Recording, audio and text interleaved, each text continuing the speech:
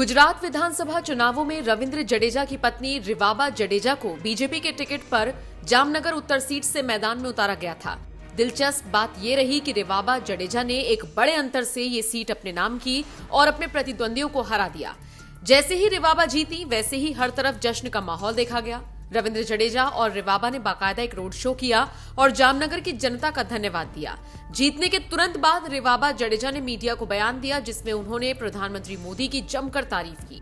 देखिए, गुजरात में 27 साल से भारतीय जनता पार्टी जिस हिसाब से कार्यरत है, जिस हिसाब से विकास की जो एक गुजरात का रोल मॉडल स्थापित किया है, तो लोगों में कहीं ना कहीं ये था कि यही एक जो मॉडल है उन पे अब अविरत विकास की जो यात्रा है भारतीय जनता पार्टी के साथ ही जुड़कर वो आगे बढ़ाना चाहेगी। और ये नतीजा साफ है कि गुजरात की जनता भारतीय जनता पार्टी के साथ थी और आगे भी भारतीय जनता पार्टी के साथ रहेगी। मोदी का चेहरा भी पूरे डेफिनेटली यस, बिकॉज जिस हिसाब से सर ने उनका जो रोड शो चला, ठीक है, 32 या 35 किलोमीटर तक का जो रोड शो था, और गुजरात की जनता पर जो हमारे प्रधानमंत्री जी का एक इम्पैक्ट रहा है, वो सीएम से लेके पीएम तक अभी तक उत्तरोत्तर उसमें जो बढ़त है, लोगों की जो एक लोक चाहना है, सिर्फ गुजरात ही नहीं, आप विश्व में देखे जहाँ जहाँ भी गुजराती हैं, तो एक मोदी जी की जो एक अमिट छाप है लोगों के दिल में, तो वो कहीं ना कहीं उसकी जो एक इम्पैक्ट है वो होना जाहिर सी बात है। 150 से ऊपर बीजेपी जा रही है, पाथ ब्रेकिंग विक्ट्री कहा जाएगी पूरे गुजरात में। क्या बीजेपी अब कांग्रेस खत्म हो गई है? देखिए, मैं भारतीय जनता पार्टी की तरफ से तो डेफिनेटली कहूंगी कि हम विकास की यात्रा में आगे बढ़ना चाहते हैं। गुजरात का जो मॉडल है उसमें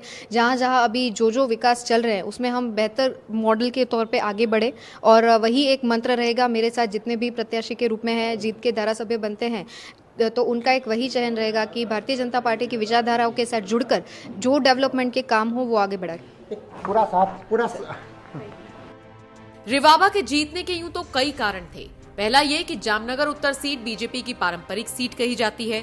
इसके अलावा रविंद्र जडेजा का स्टारडम पत्नी रिवाबा के काम आया, और एक कारण ये भी रहा कि रिवाबा युवा हैं, पढ़ी लिखी हैं और जनता उनसे कनेक्ट करने में कामयाब हुई।